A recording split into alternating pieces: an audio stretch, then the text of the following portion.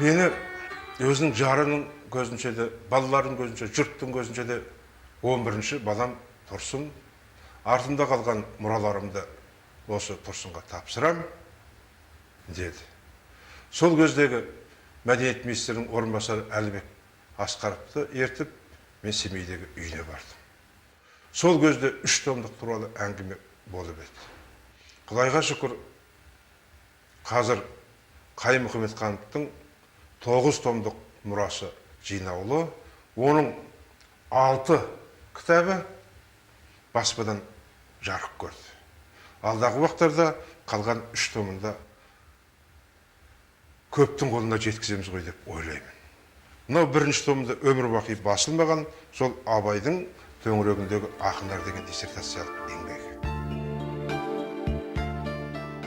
Туған ел, алтын бесік ұшқан ұям, көз жұмылмай тұрғанда қайтып қиям. Тарта көр Семейімнің топырағы, төстіктей жеріне мен еркін сиям деп жазған ақын Қайым үшін Семейден ыстық, Семейден тарихи, Семейден қастерлі жер жоқ еді. Алаш мәдениет ордасындағы әрбір үй тарихқа, өнегелі өсиеті сырға толы. Семей қазақ үшін аспан астындағы ашық музей дейтін ол. Сондықтан да Семей басшыларынан ертеде салынған үйлердің бір кірпіші де бұзылмауын талап етті. Ұрпақ пен буынға түгел тарих, тұтас тағылым, рухани идеология, Семейге құрмет, Алашқа құрмет.